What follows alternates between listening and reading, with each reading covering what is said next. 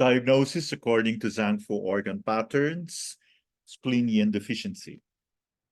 Most modern textbooks refer to yin deficiency conditions in the heart, liver, lung, and kidneys, but not in the spleen. Nevertheless, there have historically been discussions and disputes as to whether the spleen also has a yin deficiency pattern. Many authors argue that the spleen cannot be yin deficient for the simple reason that the spleen detests dampness and prefers dryness, while others believe that the spleen yin deficiency is not only seen in practice, but can also be justified theoretically. Spleen yin deficiency will often be diagnosed as the combined pattern of spleen qi deficiency and Stomach-Yin deficiency. From an acupuncture perspective, the differentiation between these two patterns and spleen yin deficiency will only have academic interest as the treatment will be largely the same.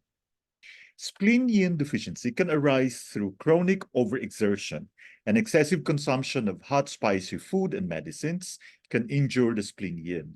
Spleen yin deficiency can be both a consequence and the root cause of yin deficiency in other organs. This is because the condition will impair the spleen's transformation of the fluids that have been ingested, and this is the first stage in the production of qin yin. Symptoms and signs: bloated abdomen after meals, easily sated and can only eat small meals, epigastric fullness, no or poor sense of taste, dry lips, dry mouth, oral ulcers, thirst that is easily quenched, burning sensation in the stomach or the abdomen, matte complexion, weight loss or lean body, dry stools, weak or fatigued limbs, sensation of heat in the palms of the hands and soles of the feet, red and dry tongue that lacks coating, possibly red and peeled in the central area. There may be cracks on the tongue. Fine and rapid pulse.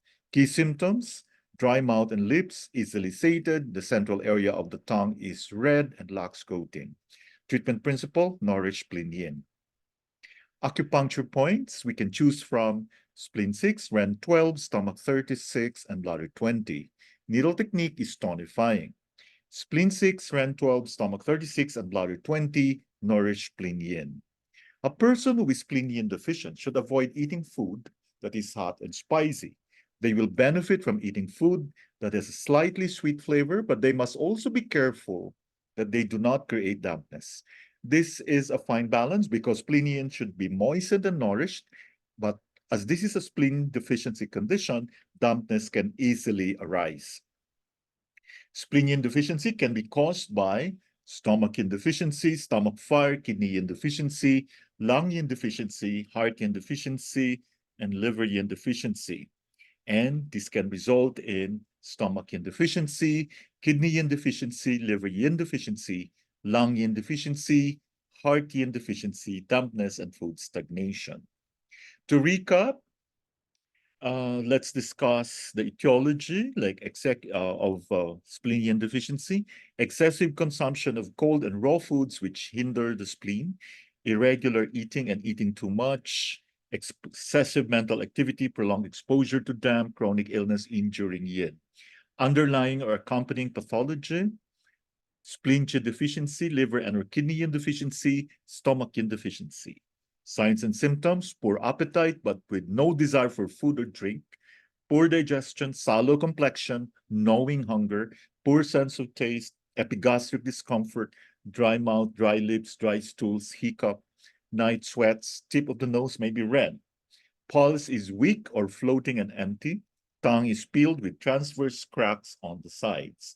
Treatment principle: supplement qi and fortify the spleen, boost the stomach and nourish yin.